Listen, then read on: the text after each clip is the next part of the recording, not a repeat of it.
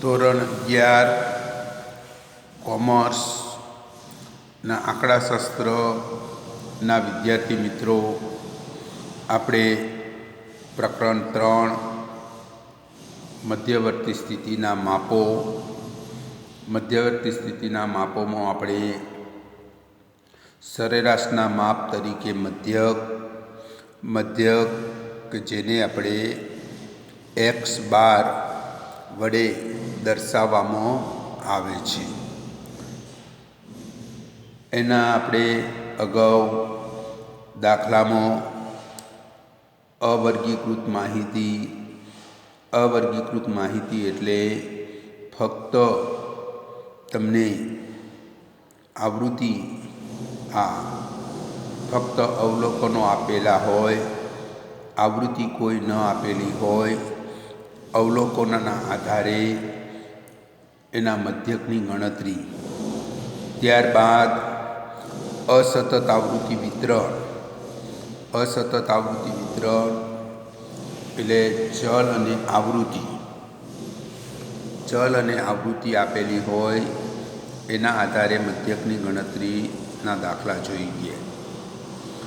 હવે કે જો માહિતીનો વિસ્તાર બહુ મોટો હોય તો માહિતીના અવલોકનોની અલગ અલગ વર્ગ બનાવી વર્ગમાં આવૃત્તિ દર્શાવવામાં આવે, તેને સતત આવૃત્તિ વિતરણ.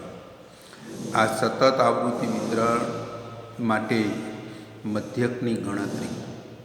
આ મધ્યકની ગણતરીના બે સૂત્ર, સીધી રીત અને ટૂંકી રીત. તમે વિદ્યાર્થી મિત્રો સીધી રીત મુજબ મધ્યકની ગણતરી કરો કે ટૂંકી રીત મુજબ મધ્યકની ગણતરી કરો, જવાબ એક સરખો આવે. એટલે વિદ્યાર્થી મિત્રો ધ્યાન રાખજો. હવે સતત આવૃત્તિ વિતરણ માટે મધ્યકની ગણતરીના દાખલા. એમાં સતત આવૃત્તિ વિતરણમાં હું તમને ઉદાહરણ લખાવું છું. ઉદાહરણમાં જુઓ, વર્ગ આપેલો છે 150 થી 155, એની આવૃત્તિ 8. 155 થી 160, એની આવૃત્તિ 10. 160 થી 165, એની આવૃત્તિ 20. 165 થી 170, એની આવૃત્તિ 17. 170 થી 175, એની આવૃત્તિ 15. 175 થી 180, એની આવૃત્તિ 4. અને છેલ્લો વર્ગ 180 થી 185, એની આવૃત્તિ 1.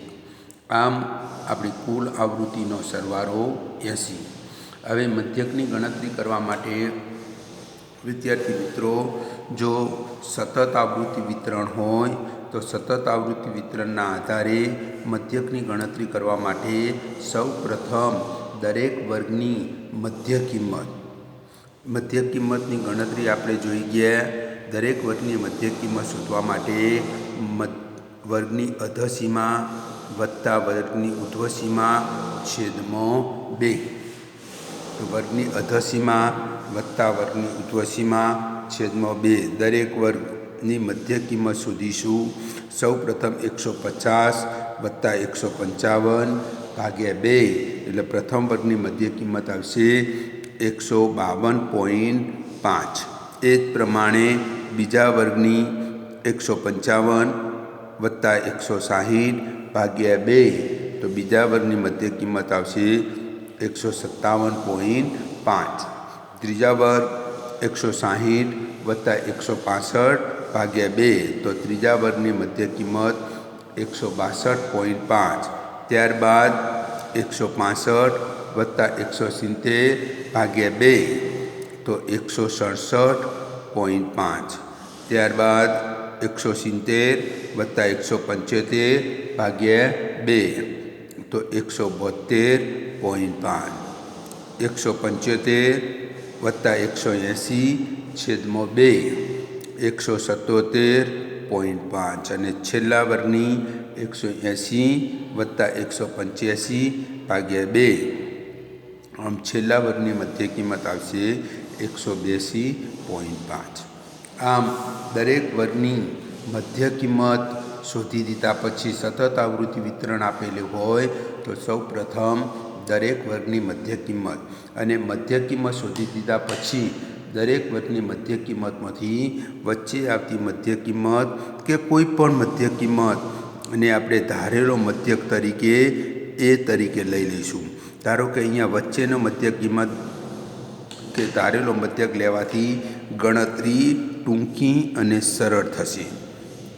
તો સૌ પ્રથમ આપણે ટૂંકી રીત મુજબ આપણે મધ્ય કિંમતમાંથી ધારેલા મધ્યક એ બરાબર 167.5 ને આપણે ધારેલો મધ્યક તરીકે લીધો. હવે ધારેલા મધ્યકના આધારે ડી દરેક મધ્ય કિંમતના આધારે વિચલનની ગણતરી.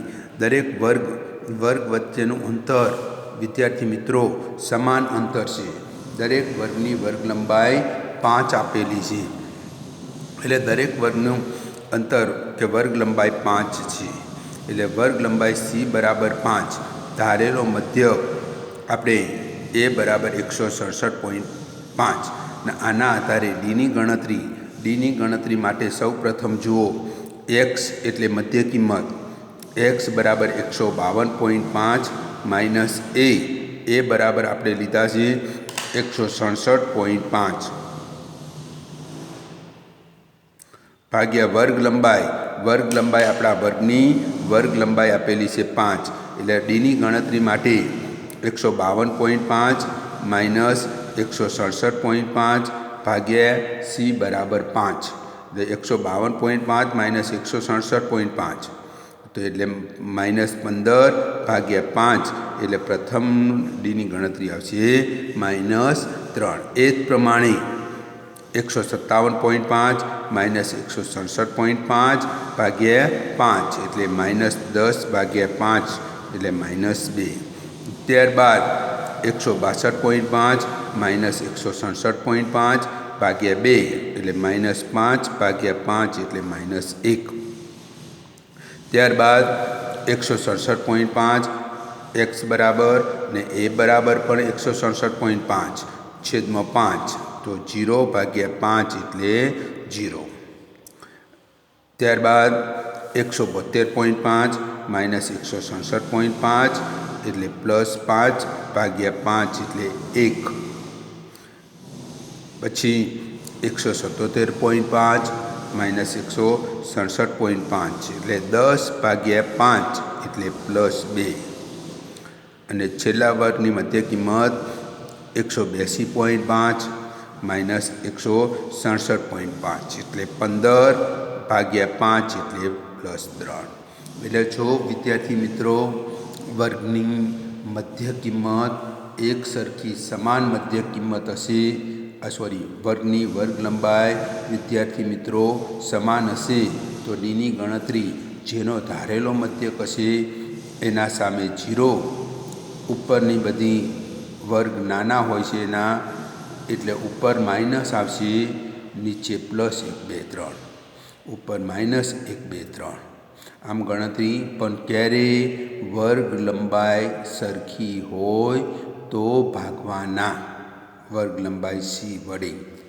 પણ જો કોઈ એકાદ વર્ગની વર્ગ લંબાઈ સરખી ન હોય તો એને ભાગવાના નહીં. આમ ડીની ગણતરી કર્યા પછી ડીની ગણતરી કરીને જો વર્ગ લંબાઈ સરખી હોય તો ધારેલા મધ્યક સામે 0 મૂકી દો, નીચે +1 2 3 ઉપર -1 2 3. વર્ગ લંબાઈ સરખી હોય તો મૂકી દો તો ચાલશે. પણ જો વર્ગ લંબાઈ સરખી ન હોય તો એને આપણે ભાગતા નથી અને દરેક વર્ગની મધ્ય કિંમત વચ્ચેનું અંતર પણ સમાન નહીં આવે. તો આ સંજોગોમાં x - a ફક્ત બાદ કરીને દરેકમાંથી બાદ કરજો. દરેક મધ્યકમાંથી એનો ધારેલો મધ્યક બાદ કરી મૂકવાના. એમને ડાયરેક્ટ 1 2 3 મૂકી દેશો તો દાખલાની ગણતરી ખોટી આવશે. આ સરખી હોય તો મૂકી દેશો તો એમાં કોઈ ખોટું નહીં આવે. આમ ડીની ગણતરી કર્યા પછી મધ્ય કિંમત આ મધ્યક માટે એફડીનું ખાનું, કારણ કે આપણા મધ્યકનું સૂત્ર છે x બાર બરાબર એ વત્તા એ એટલે ધારેલો મધ્ય સિગ્મા એફડીના ગુણાકારનો સરવાળો છેદમાં n ગુણ્યા વર્ગ લંબાઈ સી. તો આના માટે એફડીના ગુણાકાર કરીશું, ત્યારબાદ એનો સરવાળો કરીશું. ધ્યાન રાખજો, સિગ્મા એફડી છે. તો સિગ્મા એફડી એટલે એફ અને ડી. એફ એટલે આવૃત્તિ અને ડી આપણે શોધીને એનો વિચલન, એનો ગુણાકાર. ડી એટલે દરેક આવૃત્તિને ડી વડે ગુણાકાર. -8 ગુણ્યા આમ +8 ગુણ્યા -3 એટલે -24. ત્યારબાદ 10 ગુણ્યા -2 -20. ત્યારબાદ 20 ગુણ્યા -1 -20. પછી 17 ગુણ્યા 0 તો 0. 15 ગુણ્યા 1 +15. 4 ગુણ્યા 2 +4 તો 8. 1 ગુણ્યા 3. આનો સિગ્મા એટલે આનો સરવાળો. સરવાળામાં માઇનસનો સરવાળો અને પ્લસ રકમોનો સરવાળો. માઇનસનો સરવાળો -20 -20 40 -24 40 ને 20 60 ને -64. માઇનસ રકમનો સરવાળો આવ્યો 64 -64 પ્લસમાં 15 +15 ને 8 23 23 ને 3 26 +26. માઇનસ પ્લસનો સરવાળો એટલે -64 +26 એટલે માઇનસ રકમ મોટી છે એટલે એનો આવશે -38. એટલે વિદ્યાર્થી મિત્રો સિગ્મા એફડી બરાબર -38. હવે સૂત્ર મુજબ કિંમતો મૂકીશું. મધ્યકની ગણતરીનું સૂત્ર લખી. મધ્યકની ગણતરીનું સૂત્ર ફરીથી x બાર બરાબર એ વત્તા સિગ્મા એફડી છેદમાં n ગુણ્યા સી. એ બરાબર આપણે જે ધારેલો મધ્યક વિદ્યાર્થી મિત્રો લીધો હોય એ આપણે ધારેલા મધ્યક એ બરાબર લીધા હતા 167.5 વત્તા સિગ્મા એફડી. ધ્યાન રાખજો, આખું પદ અલગ છે વિદ્યાર્થી મિત્રો, સળંગ ભેગું ન લખી દેતા. સિગ્મા એફડી એટલે એફડીનો સરવાળો -38. n બરાબર આવૃત્તિનો કુલ સરવાળો. કુલ આવૃત્તિનો સરવાળો હતો વિદ્યાર્થી મિત્રો 80. તો એ બરાબર આ 80 નથી સરવાળો વિદ્યાર્થી મિત્રો, ફરીથી કરી જજો. એ બરાબર 75 છે. એ બરાબર 75. તો એ બરાબર આવૃત્તિનો કુલ સરવાળો 75 ગુણ્યા વર્ગ લંબાઈ સી બરાબર 5. આપણા વર્ગની વર્ગ લંબાઈ. હવે આનું સૌ પ્રથમ આટલા પદનું સાદુરૂપ આપ્યા પછી એ 167.5માં ઉમેરાશે. એટલે 167.5 જે હતા એના એ 167.5. હવે આનું સાદુરૂપ તો 75 ભાગ્યા 5 છે તો 15 પંચા 75. તો હવે પ્લસ માઇનસ 38 ભાગ્યા 15. તો 167.5 માઇનસ 38 ભાગ્યા 15 કરશો તો એનો ભાગાકાર આવશે 2.53. 2.53 અને 167.5 માઇનસ 2.53 બાદ કરો તો એનો મધ્યક 164.97. આ આપણે વિદ્યાર્થી મિત્રો ટૂંકી રીત મુજબ મધ્યકની ગણતરી કરી. કદાચ આ દાખલો સીધી રીત મુજબ ગણતરી કરો તો ફક્ત વિદ્યાર્થી મિત્રો આની જગ્યાએ ડી અને એફડી શોધવાની જરૂર નથી. ડાયરેક્ટ વિદ્યાર્થી મિત્રો એફ અને એક્સનો ગુણાકાર આ સીધી રીત મુજબ ગણતરી કરો તો ડાયરેક્ટ એફએક્સનો ગુણાકાર એફ અને એક્સ એટલે આ બંનેનો વિદ્યાર્થી મિત્રો સીધી રીત મુજબ એફએક્સનો ગુણાકાર એફ બરાબર 8 અને એક્સ બરાબર 152.5 ધ્યાન રાખજો ગુણ્યા 8 આ 9 કોષ્ટક તો 1220 આ એફ અને એક્સનો ગુણાકાર 1220 ત્યારબાદ 157.5 ગુણ્યા 10 તો 1575 ત્યારબાદ 20 ગુણ્યા 162.5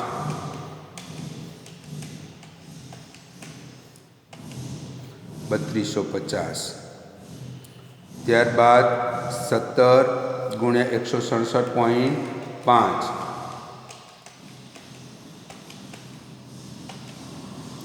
તો 2800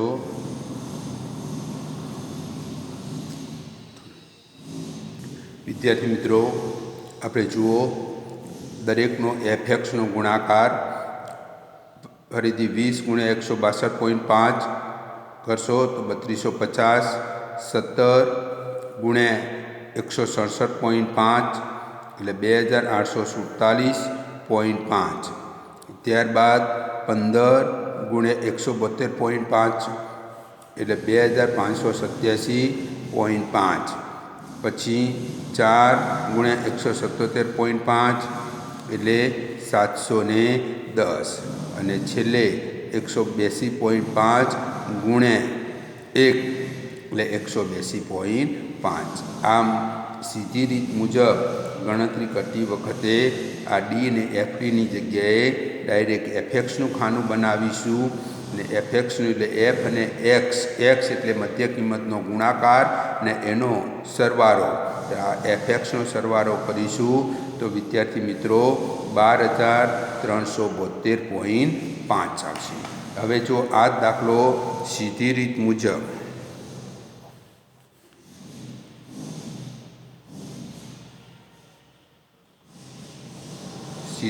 મુજબ એક્સ બારનું સૂત્ર એક્સ બાર બરાબર સિગ્મા એફએક્સ ભાગ્યા એન સિગ્મા એફએક્સ ભાગ્યા એન એફએક્સ એટલે એફ અને એક્સના ગુણાકારનો સિગ્મા એટલે સરવાળો એ આપણે જોયું. એફએક્સ બરાબર વિદ્યાર્થી મિત્રો 12372.5 આવે. એન એટલે આવૃત્તિનો કુલ સરવાળો કુલ આવૃત્તિ 75 આપેલી છે. તો અહીંયા સૂત્ર પ્રમાણે સીધી રીત મુજબનું સૂત્ર લખી અને સૂત્ર પ્રમાણે કિંમત મૂકતા સિગ્મા એફએક્સ બરાબર 12372.5 છેદમાં એન બરાબર કુલ આવૃત્તિનો સરવાળો 75. બસ તો અહીંયા ડી કે એફડી કે એવું કાંઈ શોધવાની જરૂર નથી. તમે દાખલો સીધી રીત મુજબ ગણો કે ટૂંકી રીત મુજબ ગણો બંને રીતે જવાબ એક સરખા આવે. તો આને 12372.5 ભાગ્યા 75 કરશો તો એનો ભાગાકાર આવશે 164.96666 આવે જાય છે. તો મોટો આંકડો છે ત્રીજો આંકડો એટલે 164.97. એટલે આ વિદ્યાર્થી મિત્રો દાખલાની ગણતરી આ ટૂંકી રીત મુજબ એફડીના સૂત્ર દ્વારા ગણો અથવા સીધી રીત મુજબ એફએક્સ દ્વારા ગણો મધ્યક એક્સ બારનો જવાબ એક સરખો જ આવશે. આ ધ્યાન રાખજો. આ દાખલો મેં તમને બંને રીતે ગણાવી દીધો કે જેથી ગમે તે એક રીતે પરીક્ષામાં બંને રીતે નહીં ગમે તે એક રીતે તમને જે સૂત્ર યાદ રાખવું સરળ પડે કે જે સૂત્ર યાદ હોય એ પ્રમાણે. આ કોષ્ટક મેં તમને બે ભેગું બનાવ્યું છે.